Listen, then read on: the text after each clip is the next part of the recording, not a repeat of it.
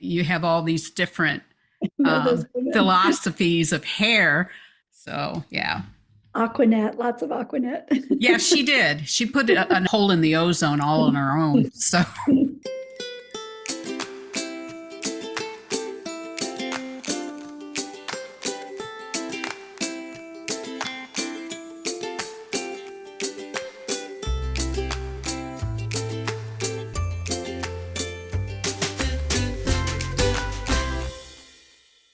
hi, Terri Gillespie here, and welcome to A2A, Author to Author. And this month's featured author is bestselling and multi-award winning Suzanne Woods Fisher. And I am so excited. I've read Suzanne's books for years, so this is such a treat for me. Now, she's off in the wings so that I can do a little bit of housekeeping. And this is just a reminder to like, comment, and share this video. And if you haven't already, I sure appreciate the subscribes. Also, it's not just about me. This is also about supporting Suzanne's books, especially her latest book, which is Love on a Whim. And we're going to talk a little bit more about that. And over in down in the description section are all sorts of great links, including a link to the more in-depth interview blog, which has all sorts of great information. We'll talk about that a little bit later. And then we also will talk about this incredible giveaway. So enough of that. Let's welcome Suzanne. Hi, Suzanne. Hi. Hi, Terri. There we go. So technically a droid, am I not? Well, I am so happy and so excited to have you here and get to know you. Thank you. It's really nice to connect with you too. I follow you and it's fun. In fact, I was just actually watching something of yours the other day and I just thought this is going to be a fun interview. Oh, good. I like fun interviews and I don't mind chasing butterflies. So just so you know. I have so many friends that I feel like that's our conversations. I'm just watching it go. Where's it going? Yeah, butterfly. Yeah. Yeah. Now, for my viewers, you are one busy lady, and we're going to talk about some of the volunteer work you do, which I don't want to spoil that yet. But so you write fiction, nonfiction, and you write in multi genres. So how can you keep in touch with your readers and viewers? What's the best way? Funny the way you describe me, because I sometimes feel more like, oh, there's so much I don't get done and need to get done, and so many things I want to do. And, it's funny how you perceive things, but probably most writers are pretty good time managers because you have to really, if you're working full time, you have to jam it in, or just working at home is kind of the best of all worlds and the worst of all worlds and on and on.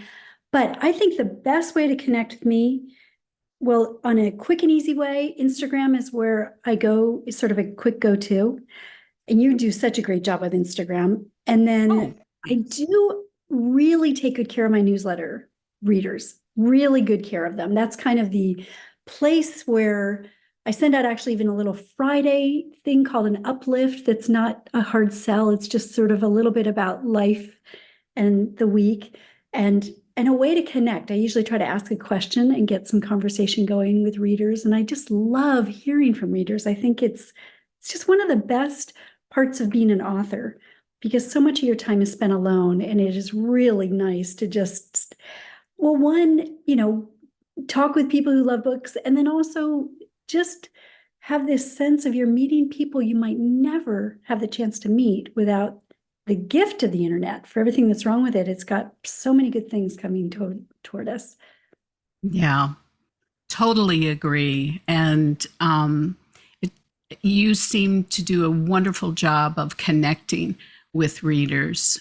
So, viewers, be sure and read that. Go over to my web page. And by the way, what's your web address? So www.suzannewoodsfisher.com. And that's where they can sign up for the newsletter? Yeah, there's a little pop-up that'll pop up if you would like to. You don't have to. And it's easy to unsubscribe if that's something, if it doesn't feel like you want to get. I understand how people don't need more emails, but it is the best way. And I try to bring all the good stuff going on, like the giveaways, and first to that group of people, because they're really my tribe. They are the people who support me and are so encouraging and helpful and go that extra mile, because it's hard to get a book out. In this day and age with the bookstores sort of rapidly disappearing, it really takes a village. So true. It's just so true. Well, I'll tell you what, the recipe on the blog for Dawn's double fold vanilla ice cream, I can't wait to try that. So there's a backstory to that, Terri, which is kind of fun, but that recipe is really good. And there's a reason it's so good. And it's because my husband is a professional ice cream maker. What? He really is. He went to, I bet you don't even know there's such a place. He went to Penn State's ice cream school. I know that because of your books. So yeah. In fact, that's really how it all began. Was my years ago, but probably about 10 years ago, I sent for Christmas my oldest daughter, and my husband to ice cream school because they were both really into it. And my daughter's actually has a master's in food safety. She's an instructor at a university, and they came back like mad scientists. So this Penn State's ice cream school has been around since 1892. All the greats have gone. I mean, just we're talking Baskin and Robbins and Ben and Jerry's and Jenny's Splendid, and probably your favorite in your area, because ice cream is so regional. People are very loyal to a brand. And Stephen and Lindsay came back like mad scientists. They both are stellar ice cream makers. Steve even auctions off his ice cream for charity. Everything I can't reach in my kitchen, which is a lot, is all ice cream accoutrements. And it's really a fun part of our life. It's kind of upped our popularity, definitely. And it's fun. So back to Double Fold. Steve took a basic recipe that is really, really good, and then actually customized it and sort of made it appropriate for the home chef. So anyone can make it. And the only thing he would recommend is you just eat it straight away, because a lot of ice cream is about stabilization, and this has nothing in it. I think 5 ingredients, and it's just easy. It's awesome. And it's so good.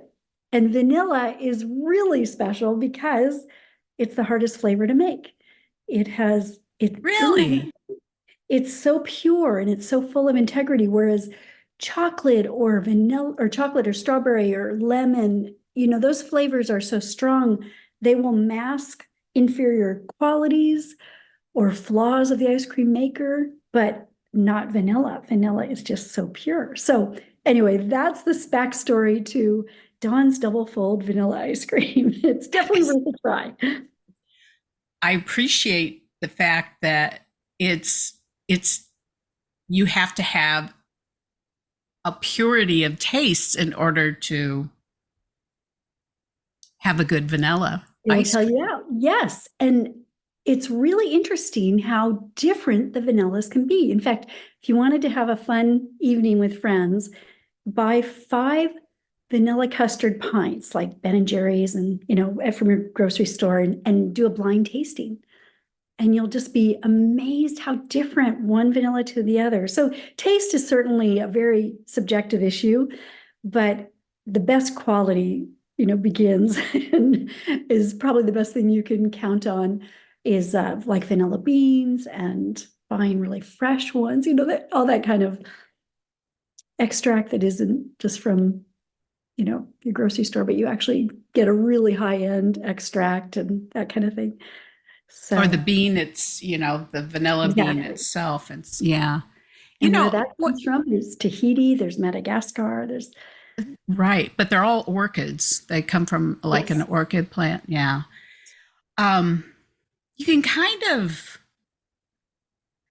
there's kind of a spiritual component there I agree. because, Yeah. yeah, because the purity of the truth of the Bible,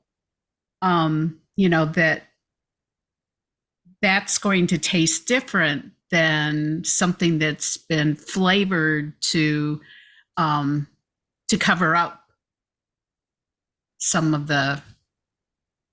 You know what I'm saying? I so agree. I think I even wrote a blog post on it once that it really is a parallel to our spiritual life that we need to be full of integrity because other things can really mask and distract, and that's no knock on chocolate ice cream, but it can, or the stronger flavors, but if you parallel that to like the distractions in our life that are kind of loud and noisy, but there's nothing like, just a true walk that you observe in people's lives.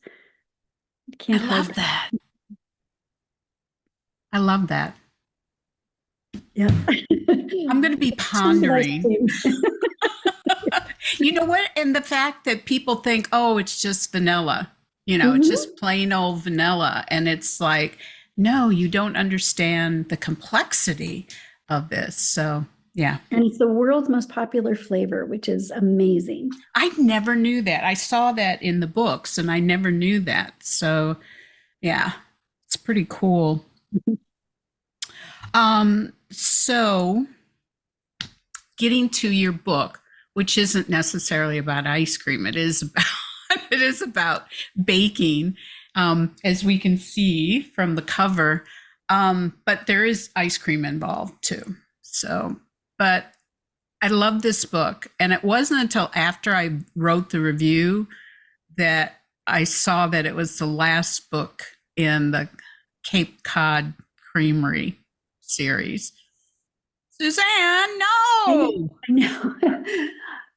It's I have to guarantee though a happy ending for all. Like it really wrapped up everybody's story from book one was a sweet life and book two is a secret to happiness. And this really brought the plane in for a good landing, which It is good. did. It was very satisfying ending. I'm It glad. really was. And it wasn't just, you know, predictable. It was definitely very true to the characters and very true to their journey and story. So, yeah, I know it's good, but I know they feel so real. But one thing, I wrote a series called The Three Sisters Island that is set in Maine. And I loved those characters as well. It's a family, three daughters, they each one's so different. And a lot of people wanted another book in the series. And my editor said, no, because really the beauty of this family is they're outsiders trying to settle in. And that's sort of somewhat true in this series as well. They kind of are trying to they move there, they live in a tourist town that is very different from visiting. Living, it's just a whole different story. And one thing I did do is I kind of wove some characters from Three Sisters Island into the Cape Cod Creamery. So oh, you do see a little bit of them. And I feel like, oh, I might do that again because it is yeah, kind of fun just to sort of overlap and check in and see a familiar face and see if yeah, they ever got married or have kids or that kind of thing. They feel like yeah. friends. Well, I interviewed Susan May Warren, Mhm. and Susie was talking about that she keeps like a database on all of her characters, and if she's in one story and she needs someone like that's a taxidermist, then she'll pull them Mm. from those other stories. So there's always some kind of connective tissue to other books. What So a what a way to describe it, yeah. Terri. What a thread. Yeah. So, yeah. Well, because it's not just a thread because they feel real. So that's Yeah, why. that's true. That's Yeah. true. Well, and I do have to say that there are two books where I want to move to that fictional town. Is Chatham a real town or? Yeah. It's on Oh, the elbow of the Cape. It's right on the elbow, yeah. and it's really one of the most charming towns in America. It's definitely worth a visit. It's the prettiest town on the Cape. It is beautiful. In fact, if you are only going to go to Cape Cod once, be sure you go to Chatham. Okay. That's good to know. But anyway, I Chatham and this other book, I would really like to move to Mm. and, be friends with the characters and go into their bakeries and ice creamery. So, yeah. Then there's winter on the ocean. Might change your mind. Yeah. Yeah. So you're in Oregon? I'm in the San Francisco Bay Area. In where? San Francisco? Oh, San Bay Area. Francisco. Mhm. Oh, yeah. We lived in Vallejo Oh for a yeah. while. Yeah. Yeah. In Yeah. fact, was born in Port Hueneme in Southern Cal. So Oxnard. Yeah. Yeah. So, You have roots. okay, my dear. So I do have links for, like I said, the blog, but I also have a link for my top picks, which Love on a Whim was my lead book for I'm that so episode. honored when I saw that, Terry. You just made my day. I really felt so Oh, thrilled, especially during release week, and you're kind of holding your breath for a little while because all the reviews are starting to come in. So thank you so much. oh, my pleasure. My pleasure. That's why it was such a treat to be able to have you on the show. So, I read the first paragraph of the book Mhm. on top picks, and I readers, viewers love having the author actually read from their books. So, is that something you could do for Yes. us? Yeah. Yeah. In fact, I was kind of looking at it's so hard because you don't want to give too much away. So I love that you just did the first pick, but this I don't think will spoil anything, but it gives you a flavor of it, a little bit of a taste. Because a lot of this book is about women's intuition. Yeah. And, the question of whether can we trust it? Is it, and most women, it is spot on. So the background of the story for those who are listening is that this young woman, Bryn Haywood, a friend to the family that runs this ice cream shop, she is a civil engineer. She is a left brain thinker. She is, very organized and very predictable, non-spontaneous person. She goes on a business conference and ends up meeting this guy, and within 24 hours marries him and wakes up in the morning, panics, and she just bolts, leaves him without a word. He's sound asleep. He has no idea. He doesn't even have contact information for her other than her name. And she heads back to her best friend, Dawn, and her mom, Marnie. Those are the two ice cream people. And she just is kind of nursing her wounds and trying to figure out what has she done and on and on. So this is a conversation between Bryn, the 24-hour bride, and Marnie, The runaway bride. the runaway bride, and Marnie, who's the mom, kind of yours and my age, and has a little more seasoning in her life. So, and it comes from chapter 5. Okay. The next day, Bryn felt even more discouraged about life, especially after calling in sick to work. She was sick. She was certifiably mentally ill, and even more so after she came downstairs to the creamery kitchen and Marnie handed her a cup of coffee. She didn't have to say a single word, not one. Bryn burst into tears. She'd planned to go to the beach for a run, but ended up sitting down at a little table in the ice cream shop and spilling the entire story start to finish. Marnie listened in all the right places, watched her with concerned eyes, and then she said something that made everything worse and better, both. Isn't it possible that something deep inside, something instinctive, something bigger than yourself that can't be explained, told Mm. you that you had found the man you wanted to spend the rest of your life with? What? Bryn thought, impossible, illogical. No, I just don't believe in that kind of thing. What kind of thing do you think it is? Bryn took her time answering. An instinctive response that would counteract logic and reason.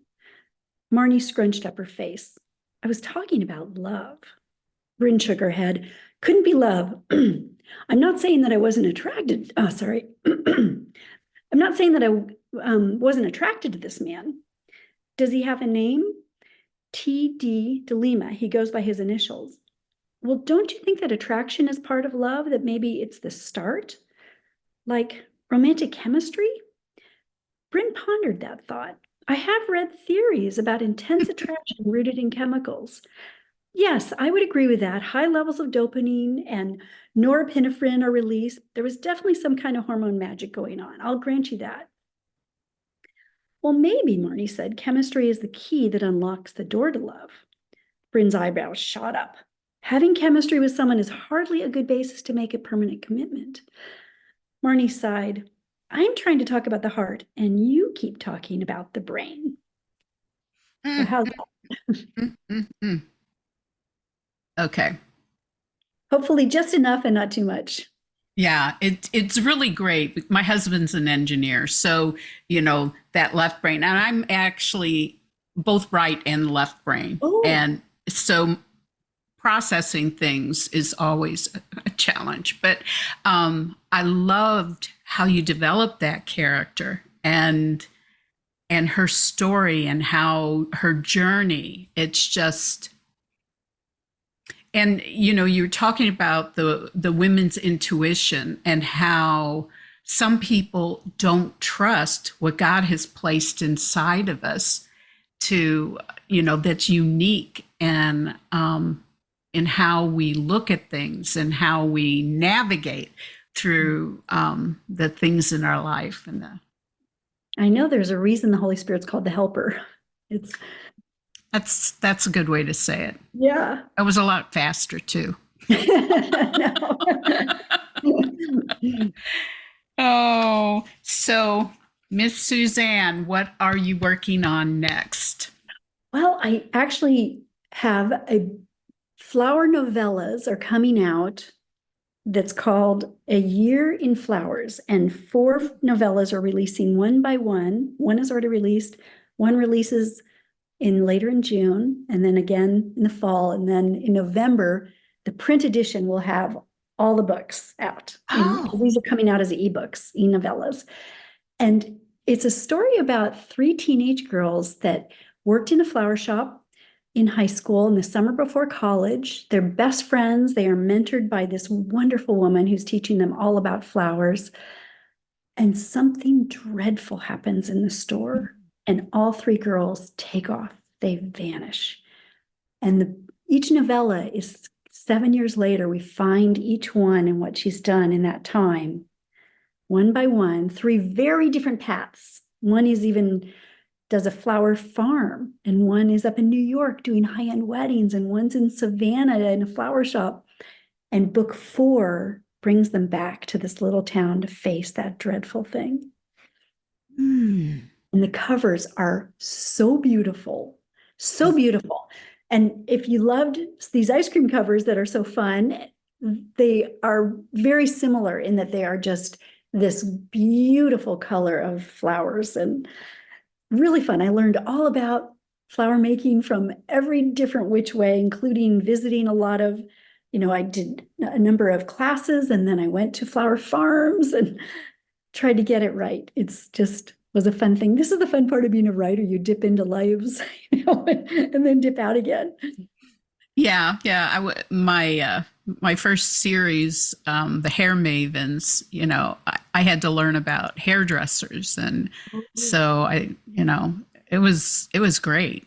I learned all sorts of things and giving people advice on how to manage their hair and stuff like that. So, yeah, that is so interesting. And so it has a little bit of mystery involved to the story because we don't know what happened. You will find out in book 4. Okay. There's hints all through, and they all were deeply affected. And I think they all tried to outrun shame, but shame has a way of finding you. So, but it's a Wow. lovely, lovely story. And it's just kind of, I mean, we all have things in our lives we try to pretend didn't happen or wish didn't happen. Yeah. And it was sort of an interesting experience, kind of studying that a little bit and then bringing it back into, bringing it out in the light. Yeah. That sense of you kind of have to re-break the bones so that you can walk again. And it can be painful, but in the end, there's healing. True healing. Yeah. True healing. Yeah. Yeah, I love stories like that. I really do. I think you'd like it, Terri. And I'm back to thinking about your hair because I feel like if I did that, I would never look at a woman again without trying to redo her hairstyle. I Like, know. like you can't unsee it. I know. I know. Yeah. Well, and I had one character who she was kind of stuck in the past, so if the hair wasn't teased, then it wasn't done. So, you have all these different No, those women. philosophies of hair. So, yeah. Aquanet, lots of Aquanet. Yeah, she did. She put an ozone in, a hole in the ozone all on her own. So okay.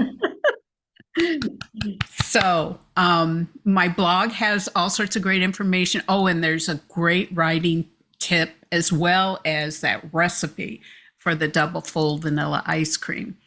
But with these episodes, I love asking different questions, kind of fun questions. And one of the questions I asked Suzanne was, what is something about you that many or most people don't know about? Is this the volunteer work that you wanted me to bring up? Well, about 24 years ago, we were actually living in Hong Kong. And while there, my youngest son wanted a dog, and my husband said, no, no, no, no, not unless you can find a function. Well, we repatriated, and my son at that point was in third grade. And we happened to go on a third grade field trip to Guide Dogs for the Blind and came home with a function for having a dog that could not be disputed. And that was probably, I can't even count how many dogs ago. We have been puppy raisers and breeder keepers. That's what I do now because it's a little easier with writing. And my kids have obviously grown and fled the nest. And it's just such a delight to be part of this organization. It's a wonderful organization. All the service dog organizations across the country are just so exceptional. And the people are wonderful. There's just something about dog people that they can handle, like a hole in a screen kind of people, they're not house proud. And I just have enjoyed it so much. So I'm not sure a lot of people know that I am actually so committed to being a part of Guide Dogs for the Blind. It's just been really one of the highlights of my life. So now, do you actually do the training of any of the dogs? Well, when we were puppy raisers, we had the puppy about 8 weeks to about 20 months. So definitely training a lot of socialization skills and house training and as a guide dog in training, they are going on trains and buses and into church and to the grocery store and football games and things like that. The more exposure, the better within reason.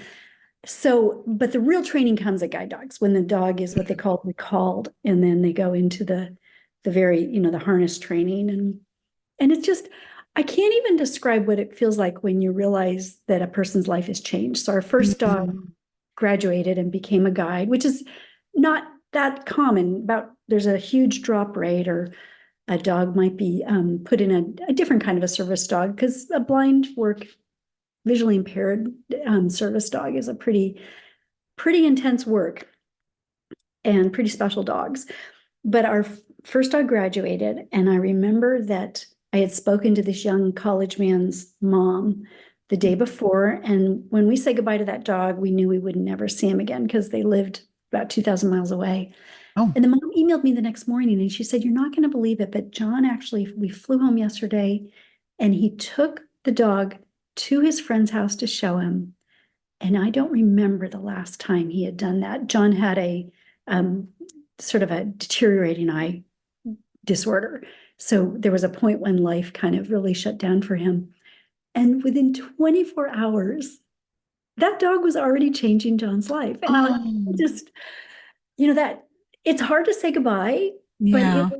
it wasn't a death. It was the most really wonderful moment. And you go to those graduations and you hear moments like those over and over and over again. These people are so remarkable what they're doing without their sense of vision. I mean, what a loss to a life. I think I've heard that it's the most dramatic sense that we have Hmm. lose. And to think these people they just want to keep going. They adjust and adapt, and life is good. And that dog just brings it back for them in so many ways. Yeah, it just opens up this whole vista Mhm. of opportunities and freedom. Mhm. Wow. And a lot of people have said too, one of the things they love is that they feel so isolated as a blind person with, especially maybe with the walking stick, and the dog brings it back. People talk to them, people connect. I mean, you should never Oh, touch the dog without asking the partner right. first. But it that's a side of it I don't think would have even known without realizing how much a dog brings into a person's life. So dogs are so I great. didn't even think of that. I didn't even think of that. That, yeah, it helps them really integrate into society, especially if people are dog people. And Mhm. yeah. I feel seen. Oh, Yeah. I So love that. I love that. Well, so you've been doing it for 24 years and you're going to continue to do it. So right now you, I have two breeder keepers. I have two dogs that are breeders for guide dogs for the blind. So whenever they're in season, back they go to meet their gentleman caller. And they come back for a little bit, then they go back to have the puppies a little again. romance and A then, little, yeah. little honeymoon stretch. So you get to see the little puppies when they're Yeah, born. Yeah. Oh, gosh. yeah, Yeah. it's fun. I am a dog person. I am really a dog person. Oh, okay. On that note, I'm so excited to talk about the giveaway this month. We have a whole litter of. Oh, good segue. That was It was smooth. reaching, Suzanne. It was reaching. So this month's giveaway, thanks to Bethany House or Ravel, and it is Ravel because it's Yes, Rebel spirit, books. Good. Same right? umbrella. You're in Yeah, the yeah. same. So it is the whole Cape Cod Creamery series, all three books. So that is The Sweet Life, The Secret to Happiness, and then, of course, Suzanne's latest book, the final book, Love on a Whim. So that is That's pretty cool. Yeah, that's thanks to Ravel. And I think it's really sort of fun for people who enjoy a series, even though each book could be a standalone. I really Yeah. believe in that each book needs to stand on its own two legs. But it's so fun if you're going away or you're on a trip or something to have the whole series and, start to finish, because you do fall in love with these characters. They're very real. They are Yes. people that you'd like to be friends with, flaws and all. Yeah. Well, especially the flaws. Yeah. That's what We endears love me flaws. to since I'm so full of flaws. Yeah.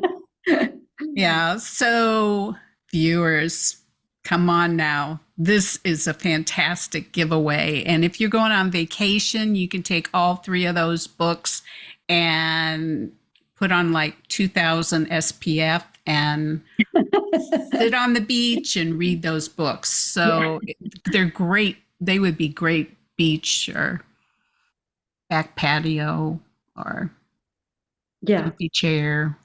My husband Things. just read it too, and because we just got our copies, and he's not a big reader, but he couldn't put it down, which was a big deal. That Yeah. was quite a compliment, because every time I turned around, he was back on the couch, kind of just going through one more chapter, one more chapter.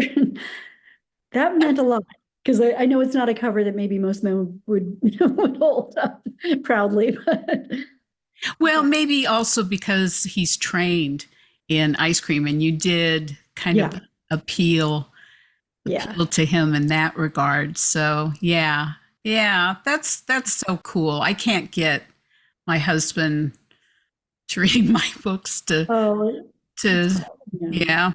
You So can't ask it of someone, but it means so much when they do, friends or family. yeah, It means so much. It's hard to say how much it means when someone's willing to read your books. yeah. It really does with family and everything. So yeah. So well, he's definitely very left brain, being an electrical engineer. So bless his heart. I've learned we moved from Philadelphia to the South, and I'm learning bless your heart doesn't mean the same thing as it does up there. Covers a lot of things. Some of them not so good. I know. So, if you're looking for opportunities to kind of get extra entries into the giveaway, first of all, like, comment, share, subscribe, both on YouTube and on the blog. And you're going to get up to 6 entries. And if you're already a subscriber to YouTube, already a subscriber to the newsletter, as long as you comment, you'll get all those extra entries. So, and the drawing will be held on Friday, June 14th. And the only caveat is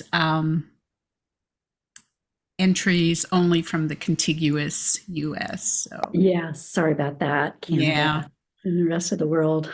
I know. No, it's just getting so hard. It's just I'm struggling. It really is. I wish we could find a way, because we do it with NetGalley. I wish we could find a way to let them have an ebook or something. Then it wouldn't matter where they are.